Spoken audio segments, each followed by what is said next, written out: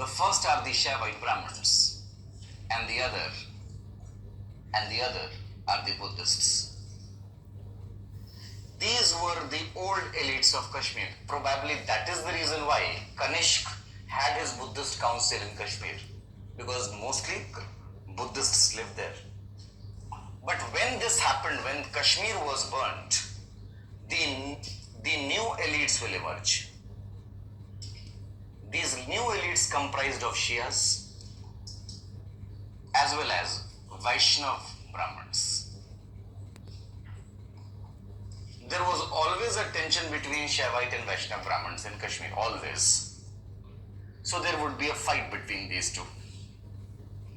And then you will see what will happen next.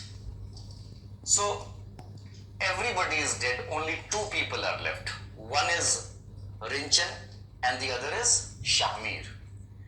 Now, since Rinchen was a Buddhist and he was a prince also, Rinchen became the new ruler of Kashmir. Interesting. He was a foreigner. And then Shahmir convinced the others that there would be no one better than him as the prime minister. These two rose to power. ये दोनों बहुत बड़े हो गए. All right. These two rose to power. After this, Rinchen was converted to Islam. That tells you how powerful Shahmir actually was. Because Shahmir controlled the court politics and he was very intelligent to bring more Shias to the court within a span of 5 years. Within a span of 5 years, many Shias entered the court. Three things happened. A, I'm saying what Shahmir is doing. Number one, he introduced Shia culture, which meant he introduced Navroz. Navroz is the Iranian New Year festival. Both Shias and Zoroastrians follow it, which means he introduced solar calendar. For the first time, Kashmir gets a solar calendar for the first time. That is a Zoroastrian calendar. Number two, he poisoned very slowly Rinchen. So Rinchen passed away after 4 years. He slowly poisoned Rinchen to take the power from him. And see, from a span after his death, from 1325 to 1355, councils of ministers ran the state, ran Kashmir. Kashmir did not have a ruler for almost 30 years. Kashmir did not have a ruler for almost 30 years. In 1355, Shahmir calls for a meeting. एक meeting बुलाता है because he was ill. In that meeting, he persuades people to choose a king.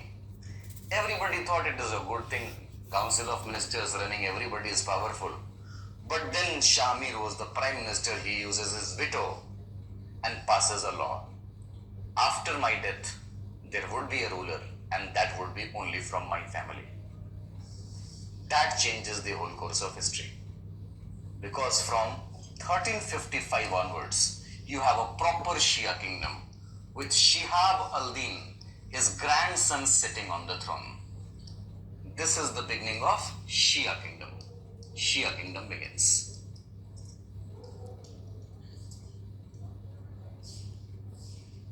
Since it was a veto, it cannot be changed.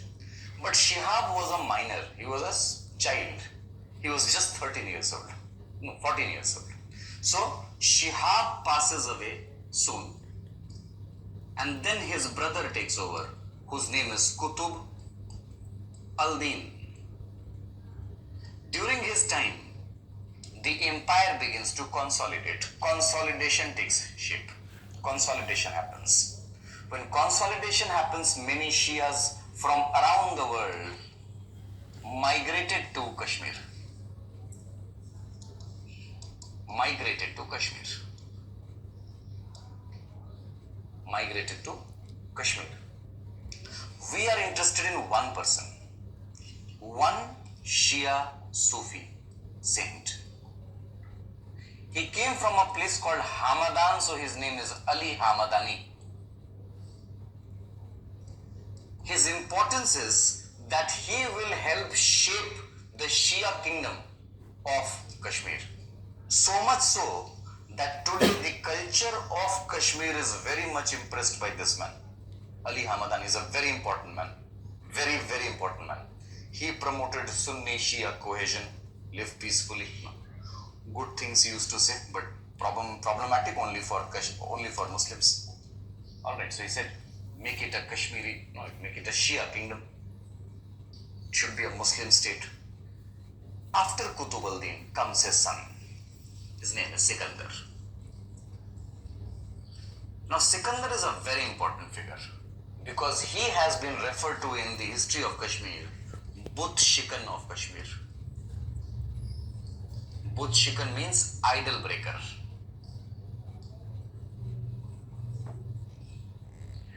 Before we begin with Sikandar, how he becomes a But Shikan, let us understand three most important developments during his time. Number one, the first development. Ali Hamadani passed away. Ali Hamadani died.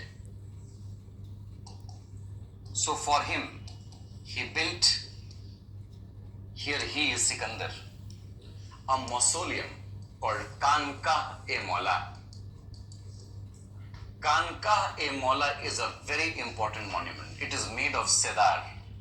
It is called the jewel in the crown of Kashmir. It's a very beautiful monument.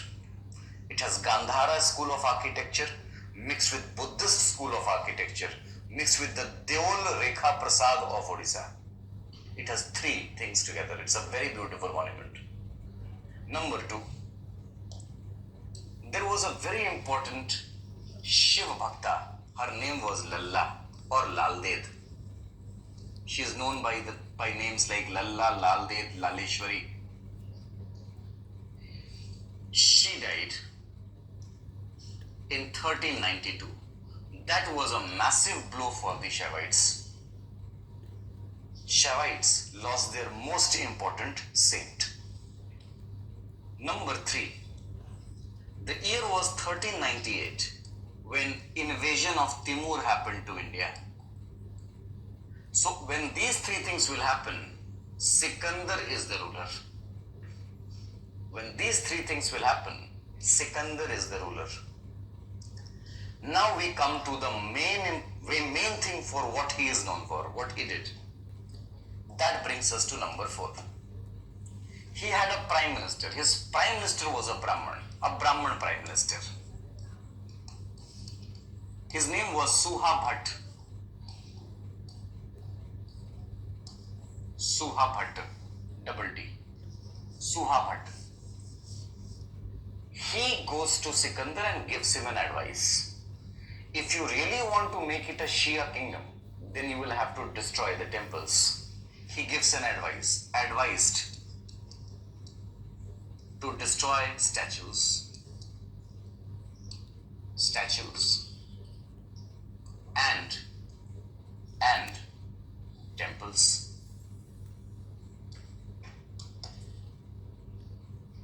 This action will lead to the first historical exodus. Exodus means mass migration.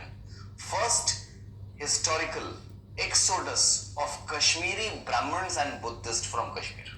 पहली बार निकलेंगे ये. Because he will give them 14 days time to leave Kashmir. Alright. What did he do? He did the same thing. He will destroy statues and temples. I'll give you the four most important complexes that he destroyed. Martand, Bijbaheda,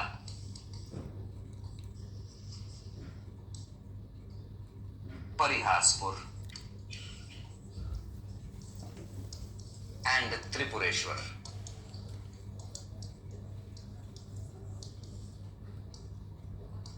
These four were destroyed by Sikandar, and that is why he was called Buddh Shikan, the idol breaker.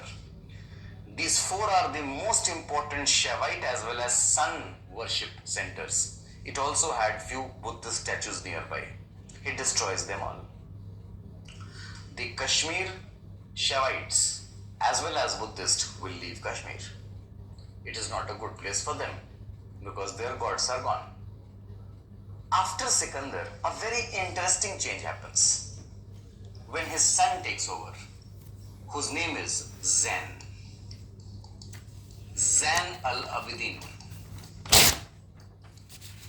Zain al-Abidin's time period you must remember, 1420 to 70, he is called Akbar of Kashmir.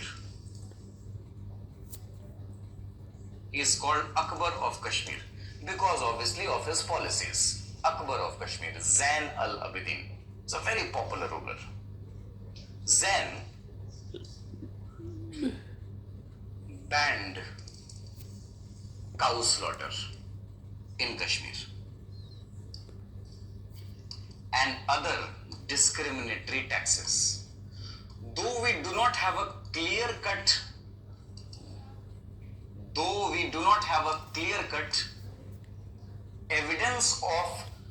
evidence of jizya imposed here. We do not have a clear cut evidence. लिखित में कहीं नहीं मिलता. We do not find it in written records that Sikandar may have also levied jizya on the Hindus. We do not have a written record. But when Zain says that other discriminatory taxes were removed, for example, yes, pilgrimage tax was there, religious tax was, jizya was there or not, we do not have any clue. So when he says, sometimes historians argue that maybe he is also referring to jizya, but we do not have any record. I am telling you this because this may come in the exam.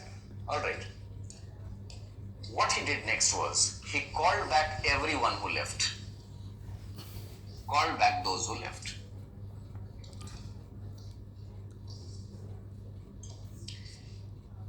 And he made Persian the official language, but continued with Sanskrit as the court language.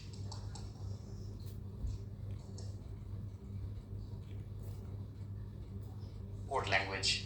There is something for PSIS students here. Now, if you are going to come back, it means you would get employment also. Maybe your children or your grandchild will get to the court and will get a job. So if you are in job, what languages should you speak? Farsi and Sanskrit. In other words, can I call you a karkun? Karkun is a clerk working in the court of Zain. If you are a karkun and if you are a Hindu, H is for Hindu, you will be from now on called Kashmir Pandit. That is the beginning of the rise of Kashmir Pandit, and they were allowed to keep the surname Bhatt. But let us say you are a Mussalman. Let us say you are a Mussalman, you are a Shia or a Sunni, and you are working in the court. Shouldn't you also speak Sanskrit? Shouldn't you also speak Sanskrit? You are allowed to keep the title Bhutto. And if you are a Buddhist, and if you are in the court, and speak Farsi and Sanskrit, you keep the title Bhatt. That is the beginning of the three most important, powerful political families in South Asia. Kashmir, they all have Kashmir link, and that too from Zain's time period. That is only for PSIR. It is not important for history optionals or anybody for that matter. Sociology could be, it can be used in sociology as an example. PSIR, but not any other subject. Anyway, then he establishes a translation bureau. A translation bureau established by him under Kabir Khan. Kabir Khan was a noble. Now, Kabir Khan is a noble. He cannot write. He is a noble. He can only supervise the translation bureau. So the question is, if you have a translation bureau, you need to have a translator. You need to have a chairman. So the chairman chosen for this translation bureau was a very old poet. His name was Jona Raja. He is a very popular poet of Kashmir, Jona Raja. Jona Raja was already very old. He was almost in his 60s. So he brought his disciples to work. His most popular disciple is Srivar. He would be known, marked in the history forever of Kashmir later. Abhi dekhiga kaise. So Zain was interested to translate the books. For example, he was interested in translating Persian books to Sanskrit. So he gave a task at hand. There was a book of Jami. Jami नाम का एक scholar है. He has written a book called Yusuf wa Zulekha.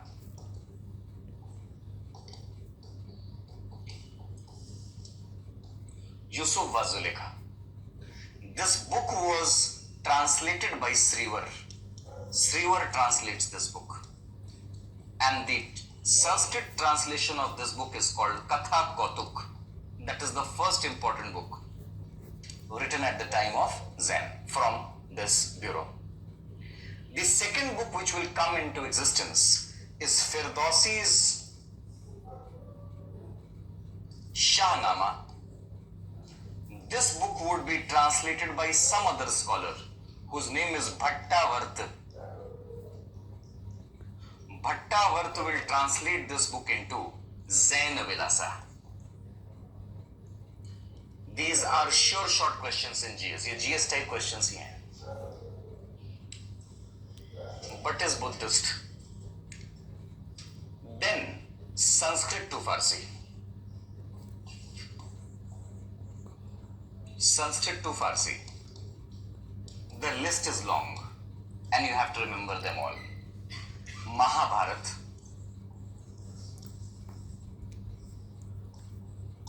Atharva Ved, Satpath they began but they did not complete. So Satpath also. Dash Avatar, Hathakeshwar, Katha Sarita Sagar,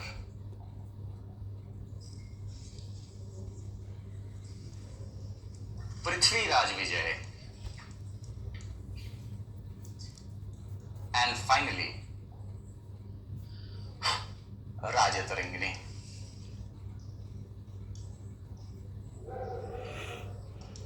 Of Kalhan. Kalhan is the author. Underline the last. Underline the last. So when Rajatarangini was translated, Srivar was called, Jona Raja was called. Zain asks, what is this book all about? He says, sir, this is the book for the rulers of Kashmir.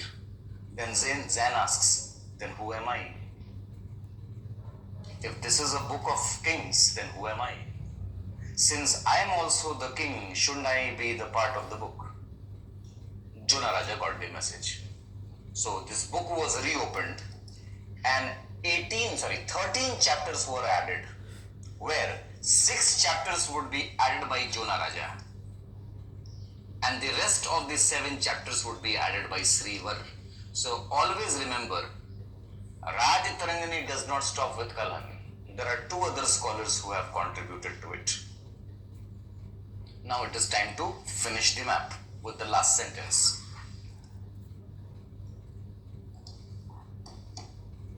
The Kashmir Shia kingdom finally collapses with Yusuf Khan. Yusuf Khan is the grandson of Abdin. Is the last ruler. Why is he the last ruler? Because he joined the Mughals during the reign of Akbar, Jalaluddin Muhammad Akbar, in 1579. The map is over. Your first map is over. Once you fold this map, you can go back to your A4 sheets. Alright. We will go back to A2 size at the end of the lecture. This map is over, you can fold it. Now you can go back to A4 size, the normal sheets. Landscape mode only, okay? In the coming 2 years, the next 2-3 years, they will have a question, proper question on Kashmir. I'm talking about mains. I'm not even talking about optionals. They will. Shall we go ahead? No?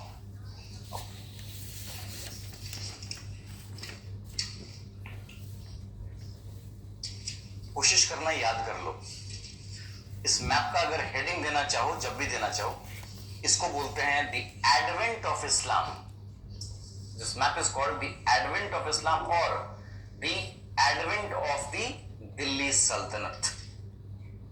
ये जो map है, this is the map when Delhi सल्तनत is established. As you can see the time period of Delhi सल्तनत here is, did I write a time period here?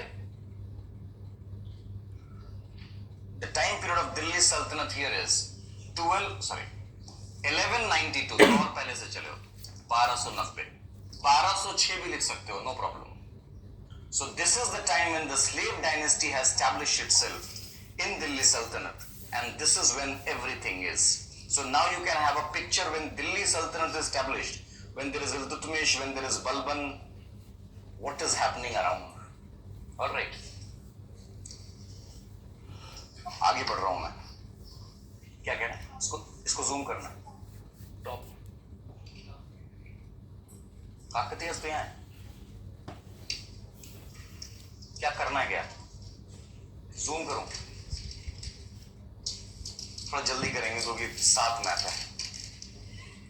फिर आप बोलेंगे 10 बजे के बाद कि घर जाना है, और फिर अगर जैसा स्थिति लग रहा है 11:15 बजे जाएंगे. आप बहुत स्लो कर रहे हैं.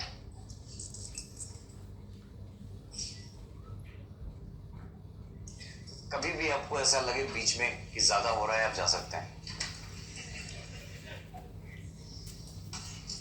मैं बुरा नहीं मानूंगा, क्योंकि it is very human to fail. Failure is very human. To err is human. Manmohan Singh said in the parliament, quoting Keynes.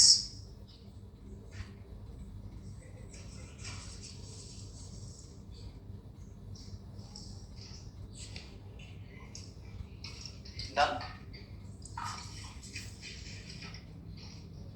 The next map is the easy map.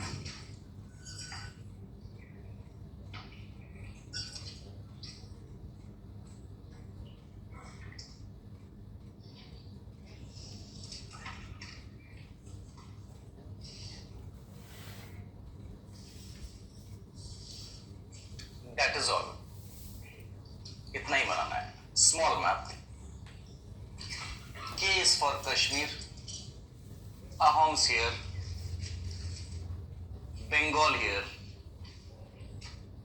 Odisha, and the coast. Rest everything, what is blank belongs to Alauddin Khalji. This is called the Khalji map of India.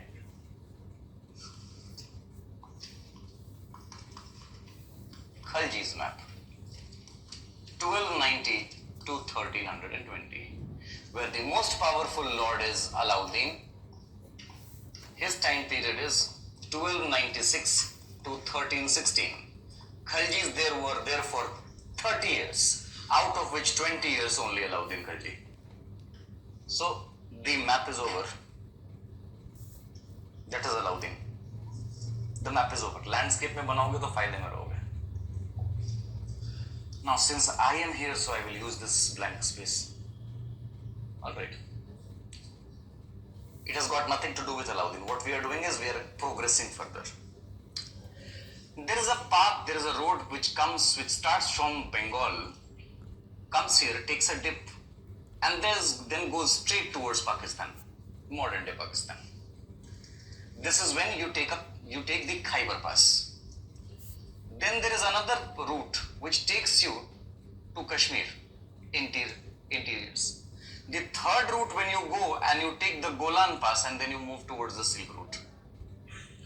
The fourth route comes when you go to Gujarat. The fifth route takes you to the Aden, the port of Hormuz, Oman की तरफ निकल जाते हो. And then there is one route which takes you to Dakshinapath. So if you count, you just have to count the number of trade routes. 1, 2, 3, 4, 5, 6. You have 6 routes. And all merge at a point. Because geography is interesting. This region is therefore a very important region. This region in early medieval period was called Mallav or Malwa. Mallav becomes Malwa. Now let me tell you the story. When Alauddin Khalji wanted to expand, he expanded towards Gujarat, remember 1297. So he crossed through this route. Later, he is going to take southern Rajasthan. Southern Rajasthan has a fort called Fort of Ranthambore. Fort Ranthambore. At the Fort Ranthambore, you have the last Chauhan ruler. You have the last Chauhan ruler, and his name is Hamira. Hamira ruled here. So before Alauddin Khalji was to reach here, before Alauddin Khalji was to reach here, Hamira told all the ladies of the fort, take your children with you below 14 years and jump into the fire. Jump into the fire. Ujjayi.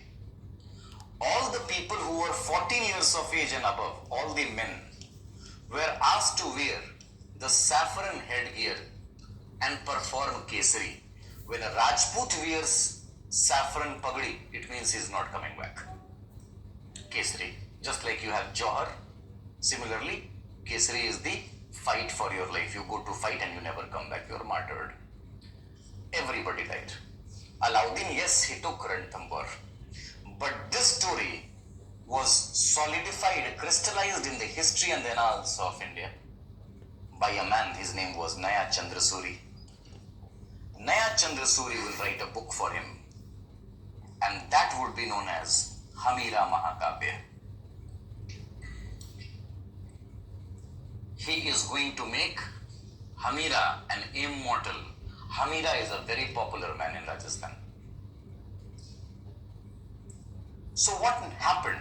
You remember in early medieval India, you have to become a Raja, you bring a Brahman, and you just have to tell the Brahman to write a story for you. And in his writing, he will prove that you are one of the great child of Prabhu Shri Ram. Right? That's called legitimacy. After 400 years, after the death of Alauddin, after the death of Muhammad bin Tughlaq-like people, in this region began the fight for power.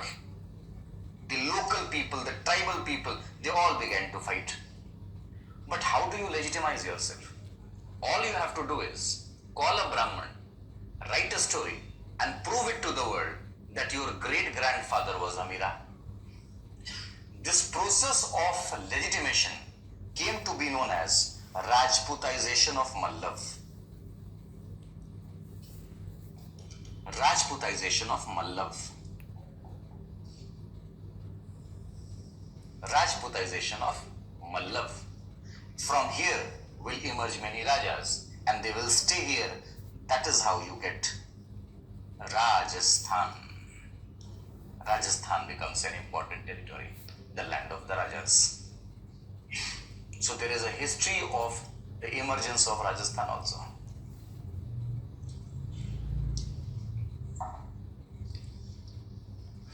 Clear? Clear?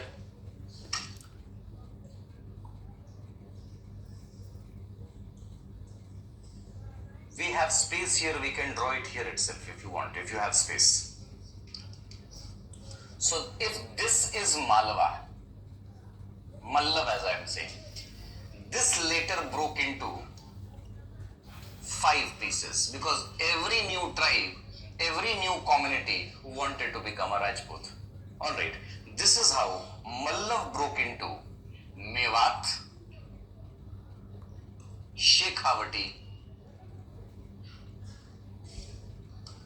This became the original Malwa, which is Malwa of today. This became Mewad, and this came to be known as Marwad. So if you want, you can write it here, the list. Alright, if you want here, you can, wherever you have space, you can write. For example, Mewat had Mewati Rajputs.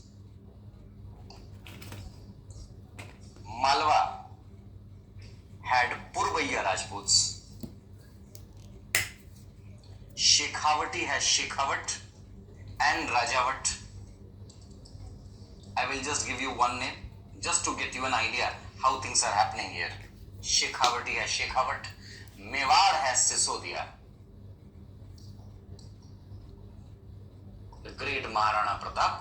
Rana, they call themselves the great Ranas. And then you have Marwad. Marwad is Rathod. So that is the list.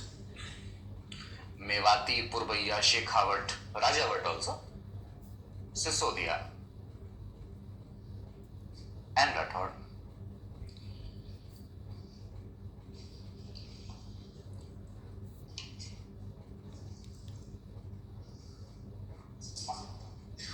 Easy.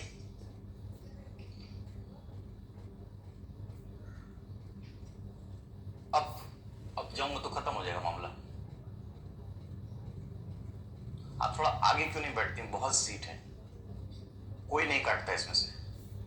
आप काटते तो नहीं हो, आगे बैठ सकते हो. माफ कीजिएगा, पर जिसकी हाइट थोड़ी छोटी है उसको आगे ही बैठना चाहिए.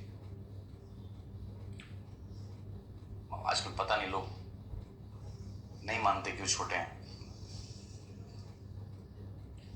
गलत नहीं है, जो है उसको वैसे ही बोलना. आजकल लोग अपने आप को कुछ भी कहते हैं. स्टोव है, today we are lamp.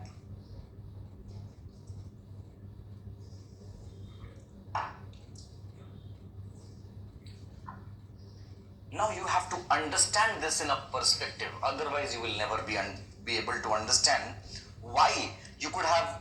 Obviously, everybody wants to be Raja, everybody wants to claim a piece of land. That is true. But how does it change the whole course of history? Why Rajasthan is so important? ठीक है, let us leave that part. I'm not trying to begin a fight with the Rajputs here, but let's leave it for a point that you are very brave. Leave that point. What is your importance in history is because of your geography. Understand, geography plays a very important role. Since you are Mewat, and Mewat is like this towards this side, Agra is somewhere here, for example. And Agra saw the rise of the new capitals. One of the reasons for moving towards Agra is also because you want to be away from Mewat. समझते हो? Because Delhi is close to Mewat. Alwar is Mewat. Alwar, take a bus from Dhaula Kuan, you go to Alwar, you reach Mewat. In Agra, you also know that there was a very important, powerful empire called the Mughals. Has it ever occurred to you? Has it ever occurred to you? History, understanding the fact is one thing. हाँ, अगर आप वो हैं कि नहीं, we are the best, तब तो अलग बात है. If you are blinded by that kind of a turgid ego, then it's a different thing. But if you use your brain and ask yourself this question, that Mughals stayed so close to Rajputs and still could continue for almost 270 years. How? थोड़ा सा अगर take a step back and imagine and think, analyze कि क्या हुआ होगा. ऐसा क्या था इनमें? मुगलों में इतनी अच्छी क्या बात थी? क्या हम सही में इतने डोसाइल थे? वो भी so डोसाइल. और राजपूत्स were less brave. आप ये कहना चाहते हो? नहीं, they were not less, they were very brave. A person who goes to die for others and asks the women to perform Johar, it's not a small act. It's a very powerful act. The reason is not that you are not brave. The reason is Mughals were clever. So what Mughals will do? Mughals made a policy, strategically they made a policy and they followed it for 300 years. As you become a ruler, either you or your eldest son or the most powerful people of your kingdom must marry in Mewat. You get married here. That led to the creation of a community which is half Hindu, half Muslim. That community where the father is Musalman, Mughal, and the mother is a Mewati led to the growth of a community called Meos. Now this is important for sociology options. Do you know that these Meos, they worship cow and they keep Karwa Chauth, but they go for Hajj and they also celebrate Eid. It's a mixed community. They are found in the region called Nu of India, Nu, which was in news when Muslims were beaten here. Why? Because for Rajputs they have gone to the other side. They have deflected. For the Hindus, they are not completely Hindus. For Musalman, they are not completely Musalman. So what happens? Mughals very intelligently created a kind of buffer here. This is a buffer zone now. So you are up against one of yours. So if Mewat becomes the buffer, it is difficult for a Sisodia or a Rathod to go to Agra and challenge Akbar. That is why you will never find a direct challenge in Agra. You have Haldighati, you have Khanwa, you do not have Agra fights. You understand? Again, there is a community of people who stay very close to. There is a place called Rohtak. Rohtak का तो नाम सुना होगा. Rohtak to Hisar, जो route है, there is a village there. That village is called Agroha. Agroha is actually a village which is also there in Rajasthan. So many people shifted there. You know what they do? This village is from where Agarwals come from. It is bad for business. Wars are bad for business. So Agarwals will fund spies and people around this region, so that whenever there is a movement towards this side, they can be informed. So Mughals already know when they are coming. Agarwals ensured for their safe business, there is no fight on this route. That is why Agarwal community becomes strong. Now look at Marwar. Marwar is on the top here. Jodhpur, Barmed, Jaisalmer. That gives you entry point towards Kashmir. That gives you entry point towards Pakistan. That connects you to the Silk route as well as the Hormuz route. 4 routes you have. And if you are intelligent, you can also come towards Gujarat. So you have at least 5 routes under your command. That is why Marwar developed as the region of traders. So comes the name Marwadis. I'll give you names. For example, there is a village called Osian, from where comes a Jain community called Oswals. They are great merchants. So Marwar actually was the best merchandise region. Oswals, the most powerful family is Shantidas Bhimji Zaveri. If you come from Maharashtra, you have a Zaveri lane there. Their family gave you IIM Ahmedabad. They are very powerful people. They are the bankers of Chhatrapati Shivaji Maharaj. Alright. Number two is Modhera. You may have heard the news within that your Prime Minister went to Modhera to see the Sun Temple. This is a community of Moda. Moda comes from here. Adani's original village. Number 3 is a village called Kattali, from where comes Jagat. Jagat are weavers. One of the families migrated to Bengal long time ago. You call them Jagat Seth. Number 4 is Pattali. That is the original village of Paliwals, a very important merchant family, Marwadis. And number 5 is Shrimal, from where comes the community of Shrimali.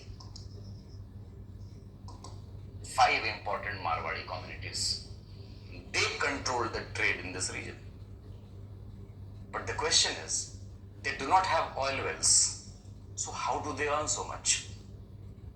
Because in this region you have small societies, Banjara societies.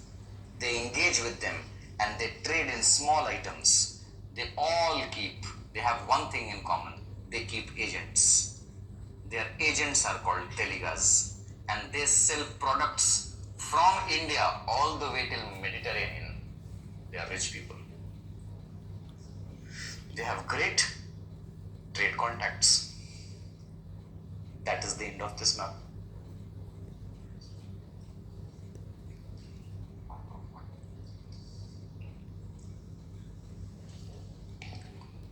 So now you have understood the growth and the evolution of Rajputs in India. This is called the second phase of Rajputization. First phase happened in early medieval.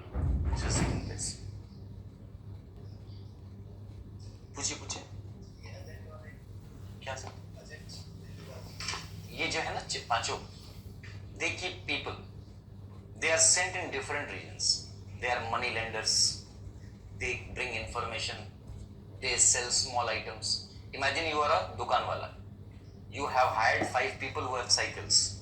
They take their items on that cycle and they sell it off in different societies. So those are telegas, the cycle walas, agents. इसी को आप आज कहते हो petty shopkeepers.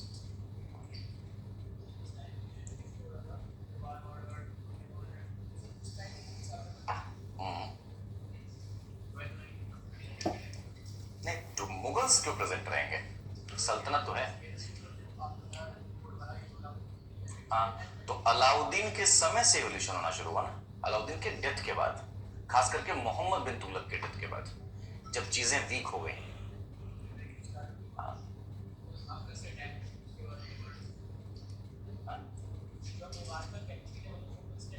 कहाँ attack हो, जरा बताना. हाँ, तुमको क्या लगता है क्यों बनाया होगा? बफर जोन का क्या मतलब होता है? नहीं, अग्रवाल है ही नहीं इस सीन में. किसको मिलेगी? बात खत्म. तो मुगल्स क्यों अटैक करेंगे?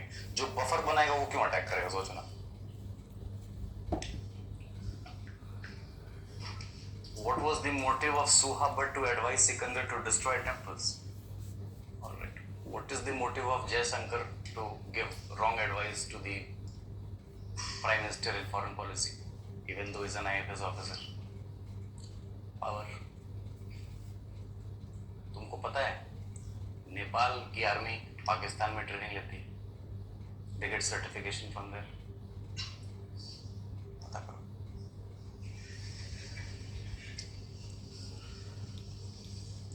आगे बढ़ते हैं. A4 size the map.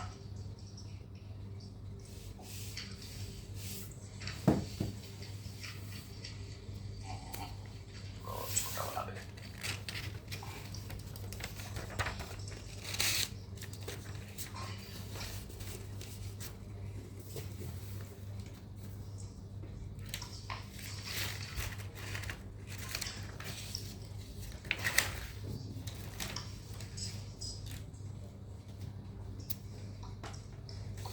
K for Kashmir, Ahams.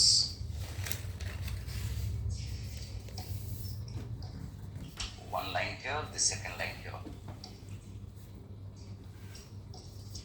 Bengal is gone.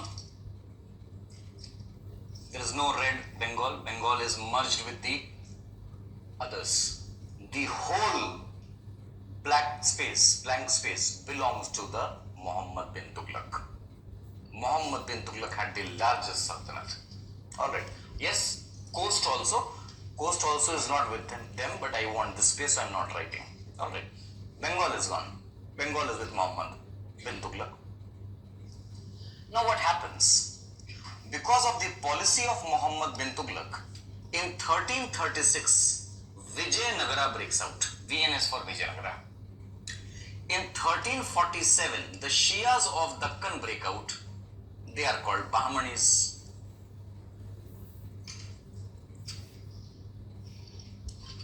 They are called Bahmanis. So we have two important breaks because of the policy of Muhammad bin Tughlaq. Then there is no break. Even at the time of Firoz Shah Tughlaq, there is no break. Firoz Shah comes, when he comes, he says, every Ikta take your Ikta hereditarily. Remember, he made Ikta hereditary. That is the point. When everywhere certain people began to become important. And the crisis happened when in 1398, Timur arrives from Samarkand. It was an easy cakewalk for him. After all, the whole Delhi Sultanate was disintegrated, not in the name, but in reality. Every Iqtadar was only taking care of their Iqta. The most important thing that happened here is this. Delhi was reduced to this circle only. Delhi Sultanate is this big, which would not revive until the Sayyids will come in 1440. Now the question is, a very basic question, which any student will ask. If Timur is coming from up that side, why did not he go to Kashmir? It's a very easy question. It's a very logical question. The answer is, the ruler here was Sikandar, if you remember. Sikandar, before he arrives, gave him tribute and plead him, sir, kindly do not come to Kashmir. And he accepted. That is why Timur will never take the Golan Pass. Again, the Bahmanis wrote a letter, and in the letter they said, sir, kindly do not cross this black line. This black line is Vindhyas. We will give you tribute. So Bahmanis also paid tribute. Bahmanis also paid tribute. Now the question is, why Sayyids came back? Why Sayyids? Why not again the Tughlaqs? Because it was Sayyids who later promised, the family of Timur is dead. Timur will die after 4 years. But Timur family still continues. So Sultanate people are paying tribute to the Timurid family until they were there. So they kept on paying tribute. Everybody is paying tribute.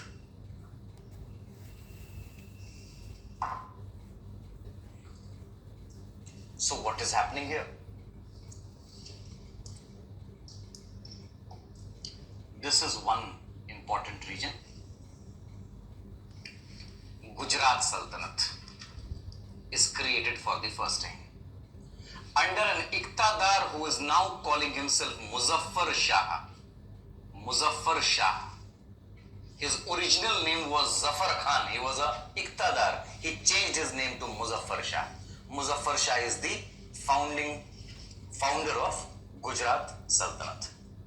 The second important Sultanate principality was created here. That is Khandesh. Khandesh Sultanate was created under Malik Raja, who converts to Islam and becomes Malik Raza. So the name remains the same. अब मैंने आपको कहा ना कि राजपूताइजेशन शुरू होगा. The first flare of it happens here when a region by the name Malwa takes shape under Hoshang Shah. नाम तो सुना ही होगा. Hoshang Shah is a very important figure. इसका एक ही importance है architecture में, which we will see later. Hoshang Shah. But the most important piece is this. Before Bengal, that is the piece, and that is called Sharki.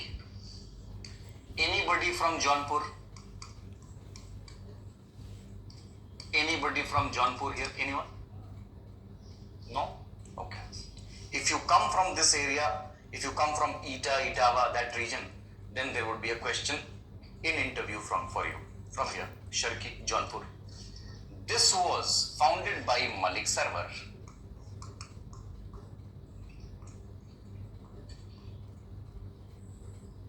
Founded by Malik Sarwar. Malik Sarwar was a eunuch. वो एक हिजड़ा था. He was a eunuch, but one of the favorite of Firoz Shah, because he only had one important desire: to become the most powerful man when it comes to knowledge. he had habit of hoarding books. वो किताबें बहुत पढ़ता था और रखता भी था. That is how he is going to be given a title. He and his family later on will be given a title, Malik-e-Sharq, Lord of the East.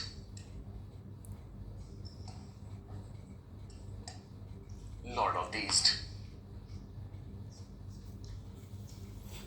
This Malik-e-Sharq and his family is going to establish Jaunpur as their capital, and Jaunpur would be called Siraj-e-Hind. Siraj was the knowledge capital of Iran. Siraj-e-Hind, it becomes the knowledge capital.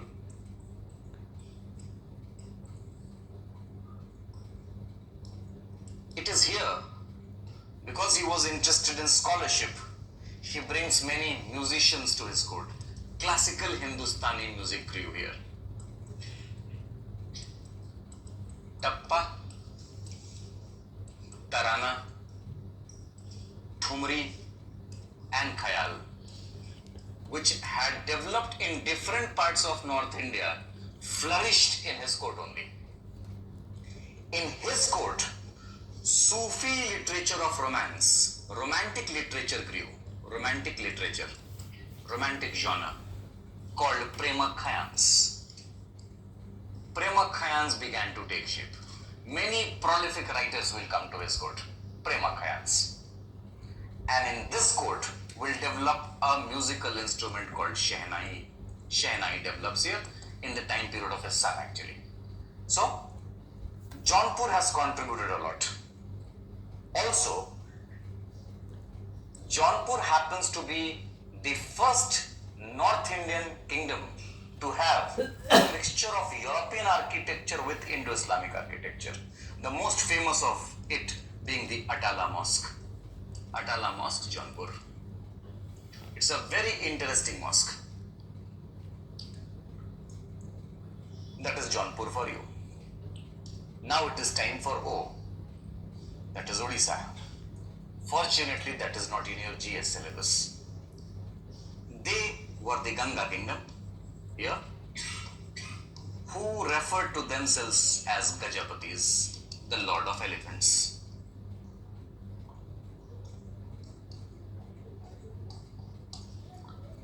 Lord of Elephants. Ashwapati are the Bahmanis. Bahmanis called themselves Ashwapatis. Ashwapatis is the Lord of Horses.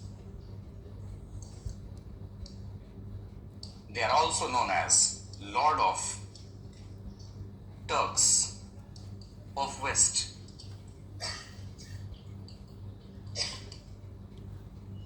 Lord of Turks of West. And Vijayanagara called themselves Narpati, Lord of Men.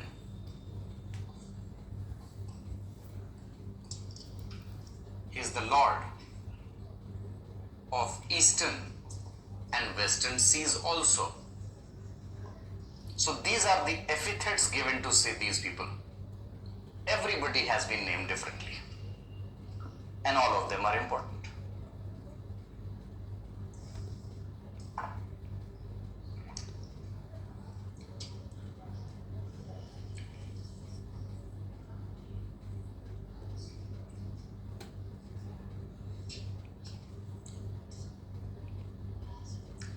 Lord of Eastern and Western seas.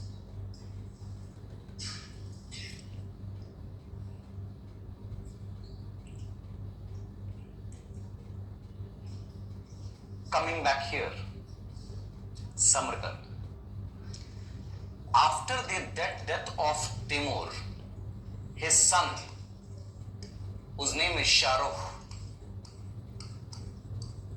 takes his new capital at Herat. He shifts to Herat. Herat is his new capital. The second capital actually. He shifts to Herat. And then Shah Rukh, who is already connected with the Zamarins of Calicut, because they are friends, had a habit of sending ambassadors to Zamarins. Ambassadors. One such ambassador will reach in 1441. His name is Abdur Razak. Abdur Razak comes to south in the court of Zamorins. That is when a Vijayanagara ruler will invite Abdur Razak to his court. His name is Devarai II.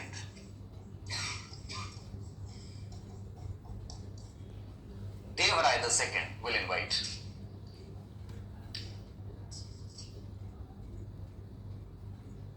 This is when Abdur Razak will see for the first time elephantoriums in Vijayanagara, the strength of their military as well as horses.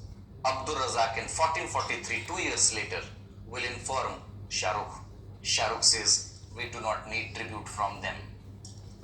So out of all the people, only Vijayanagara is not paying tribute. Rest everybody was paying tribute. So no Vijayanagara, no Odisha. All the names here are paying tribute to Timurids. All the names. That is the end of the Tughlaq Sayyid map.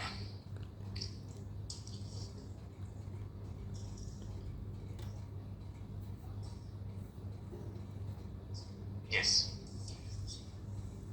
Where is Samarkand? Samarkand is in Fargana Valley. Fargana Valley is Uzbekistan. Alright, it is north of Tian Shan Mountains. Herat, have you heard of Afghanistan? There is a place called Kandahar. From Kandahar, southwest of it, there is a river that flows. It's called Oxus. At the banks of the river Oxus and Kabul, where Kabul is also a name of a river, where the tributary meets, there is Herat. Alright, it is close to a place called Kazvin.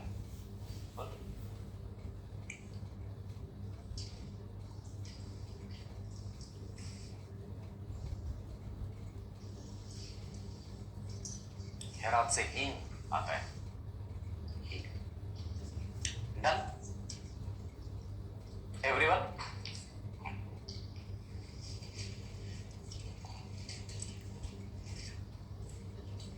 This time, landscape mode, you have to leave your space here.